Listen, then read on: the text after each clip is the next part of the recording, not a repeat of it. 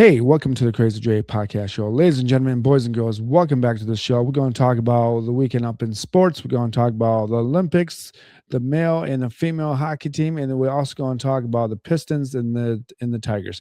We're going to start out with the women's hockey team just because I saw the game and I was not at work. I watched the game at Founders. I watched the third period at Founders. I didn't realize the game was at that point, just because the scheduling that they kind of really just I didn't like the way they did the scheduling of the games itself. That's is why I missed the guys' gold medal game because it was 8 o'clock in the morning and I was at work. But let's start with the women's. Uh, the third period when I saw it at Founders, I found out that I was watching the game and I thought that America was a little sluggish. I thought that the Canada team was very on point and very aggressive. I felt that they were comfortable at that point in the position of the game, and within about 4 minutes left in the game, America, the women's team, decided to up the ante. They sped up the game faster. There was a sense of urgency. You could just feel the momentum change. And if it wasn't for Hillary Knight, the captain of the team, she from the top key with a couple of defenders and a couple of USA players in front of the goal, she smacks it in there, and it just went through. I think it went through the legs of the goalie for Canada, but she had no chance of seeing the puck. Not a chance in the world. The game is tied 1-1, and the whole setup is totally changed, and you could just feel it. And I just think that just watching that game, it gave everyone at the bar, Founders, a great brewing company, by the way. Uh, One of my favorite beers is porter, but it was just a everyone was up and watching that game, and we just had to have that moment where our captain Hillary Knight she scores, and during the overtime with 3-on-3, uh, Megan Keller, the I would call her the secondary captain, she scores and she makes a phenomenal move, kind of like a crossover. And it's something that you see the guys do.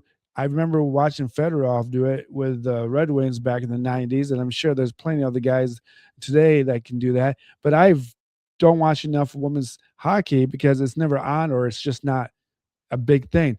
And she just made a little left, little move, and the Canadian player just kind of like lost her her skate and just kind of went right by her. And there's the goal. I just couldn't believe it. It's just amazing to see that the women's hockey team wins the gold and against their rivals, Canada. And I can't say enough about it. So I have to move on to to the guys. So the guys, it was almost the same thing, but they tied it up, and during overtime, it was Jack Hughes. And what is so cool about this is that it's been 46 years that the guys finally win the gold medal in hockey. Since 1980. So it was a phenomenal year for hockey this year, and you couldn't ask for any more or any less or anything out of hockey. Hockey, to me, is essentially probably going to be the cleanest sport, considering that gambling can't really destroy it. And I think the reason why that is because you have five different lines, and you can't rest, you can't sit out, you can't load manage any of the players unless they really are hurt. But to sit out these games during the regular season, it doesn't really help you out. And with the NBA and other these other leagues, everyone's load managing. But hockey is making a comeback, and you can't express the gratitude that these American players, the men and the women, how they are very happy to be American, and they love the idea that they're American and then they won. I mean, it is cool to see that a male and female professional, a semi-professional Olympic team both won in the same year. I don't know when the last time that has happened or it has ever happened, but I can tell you this: I think what I'm going to say is will comply to what the NBA needs to be done. The NBA needs to have the WNBA and the NBA at the same time so they can coexist to each other. And this is a good way to get people involved who are not hockey players or not hockey fans to watch uh, the sport. And I think that it helped out that you had the women's game first and they won the gold. And then you had the guys come in the next couple of days later because they had I think the championship. I mean the semifinal game, and then Sunday it was the gold game, the gold medal game. But it just helps to have a sport with male and female participating at the same time to keep people involved or get people involved.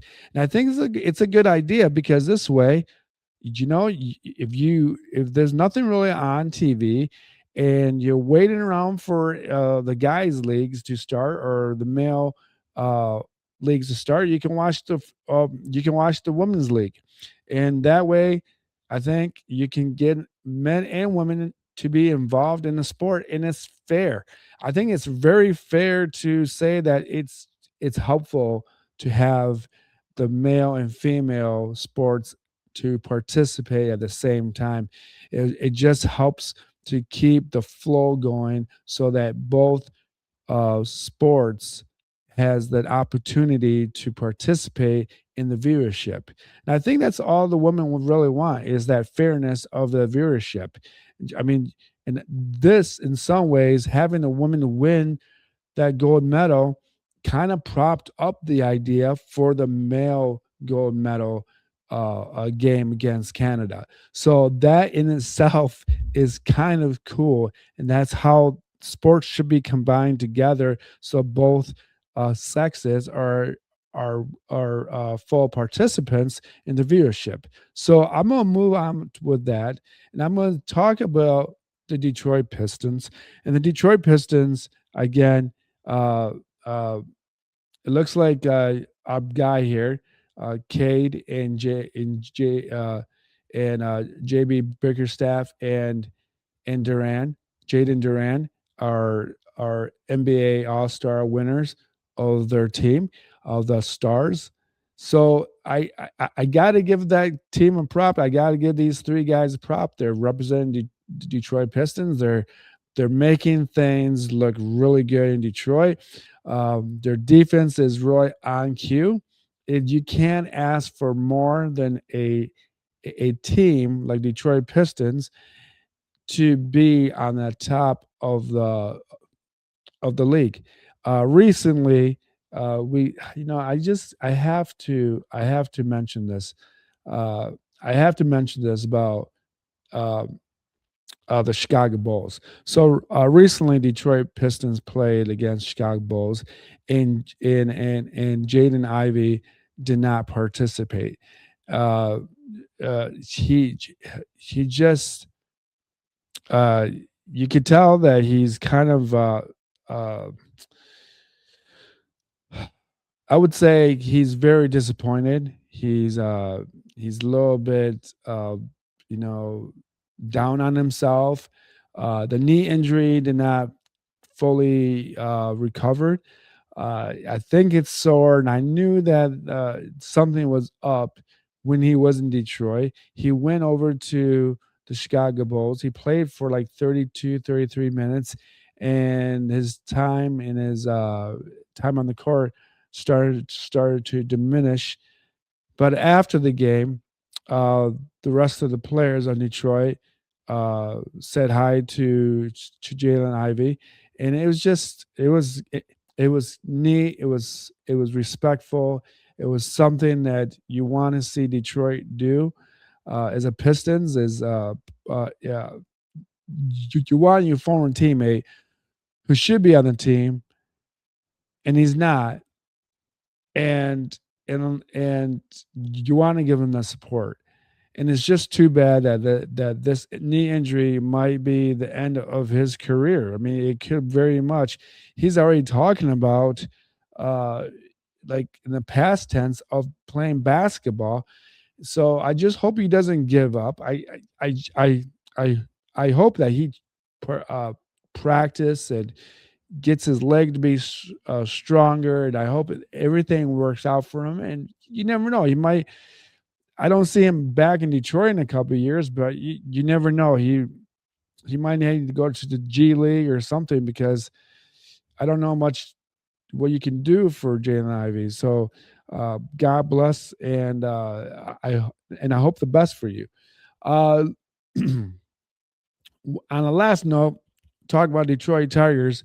I just want people to look at this new uh, alternate home in a way jerseys for Detroit Tigers.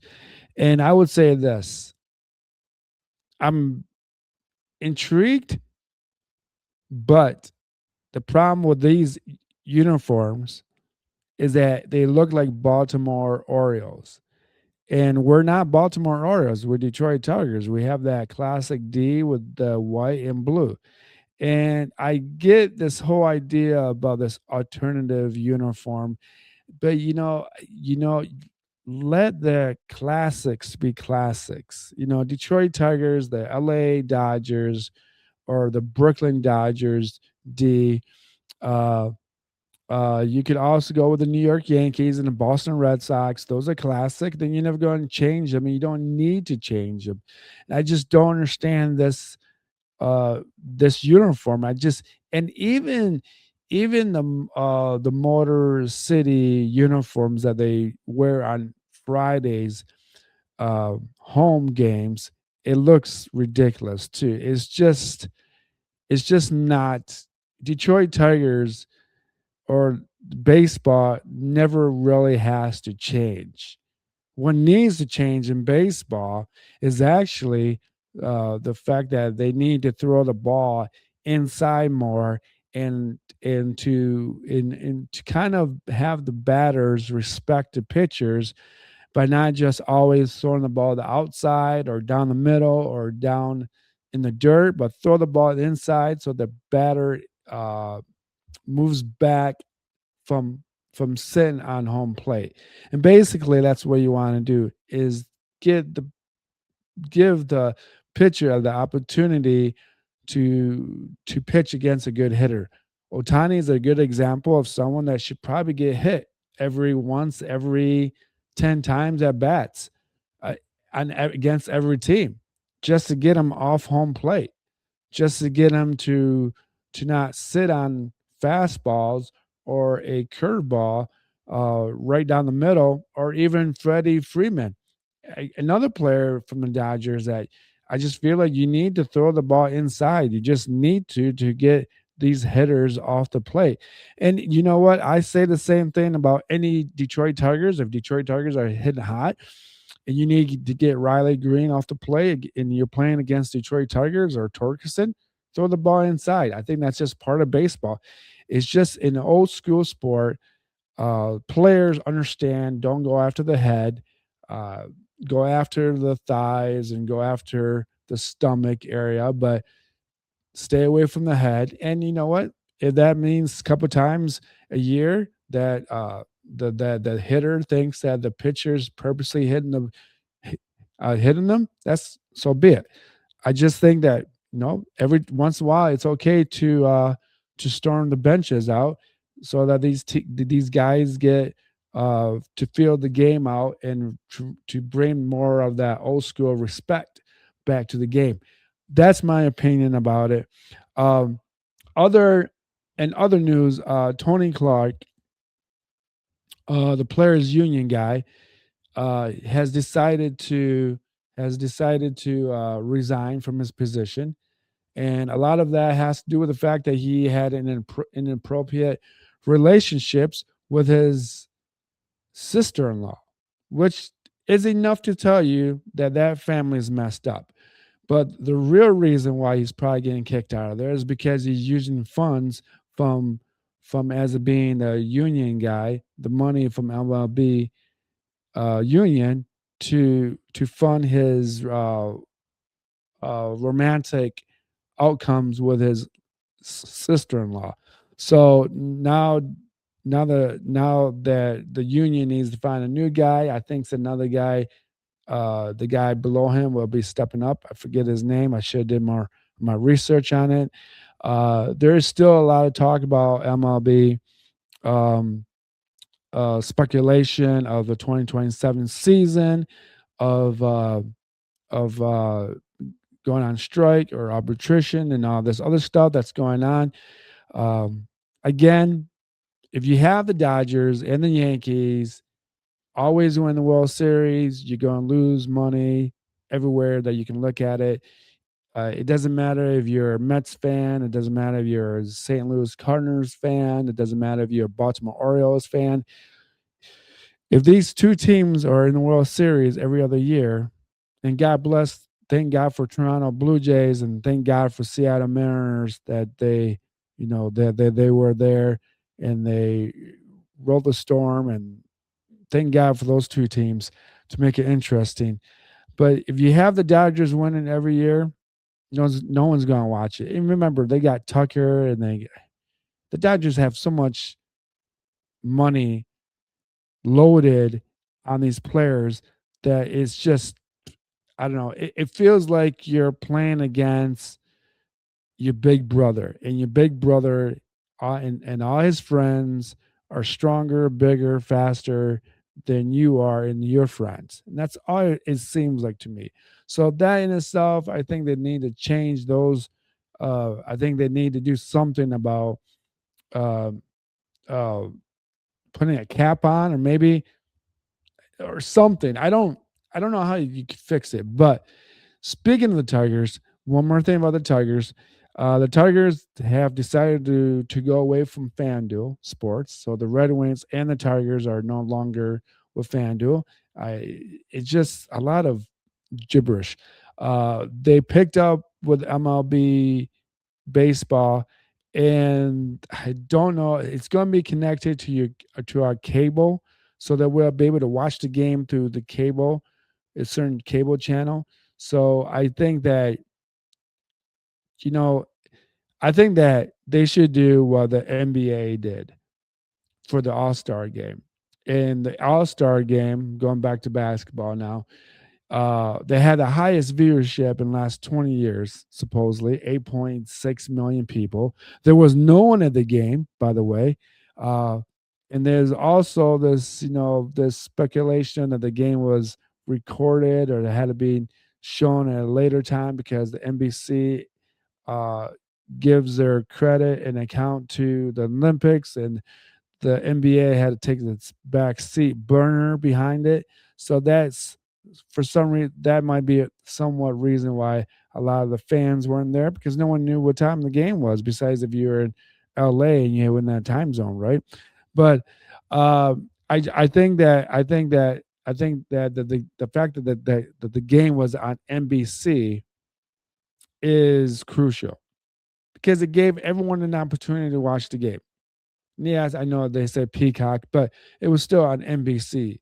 So you could turn it on and watch it. So remember that. If it works for the nationwide people to have the game on nationwide, you're going to put it on nationwide. Stop putting these games on Amazon and all this Fubu or whatever. Fubu. That's not even a TV network. That's a clothing line from the 90s, for us by us.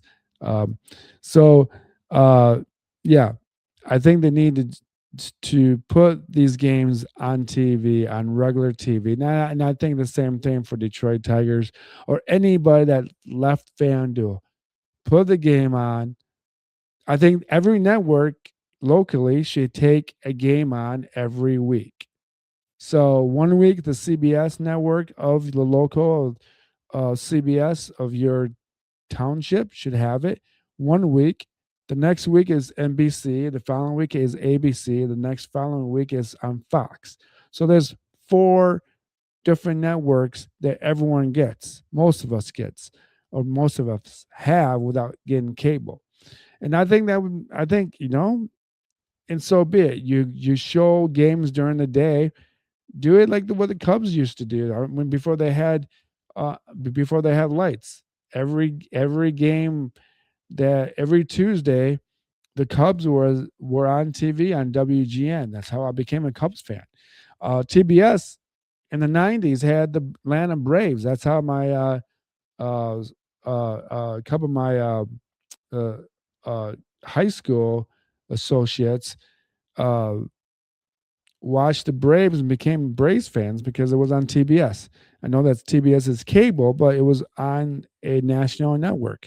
So there's ways to work things around, and I'm looking for MLB baseball. Baseball is right around the corner. A couple of games already been played. Um, well, at least one game against the Yankees, but didn't. It was 20-6. The Yankees destroyed the Tigers, but who knows? Who knows what that really means? But if you're looking for more answers and questions about sports, Detroit sports, and nation sports, come and find me. This is the Crazy Dre podcast show. I also will talk about other things in life, maybe sometimes talk about disability. I do try to talk about everything possible. If you want to subscribe, follow, please do. You can find me on the Patreon, on YouTube, and wherever you download your podcast.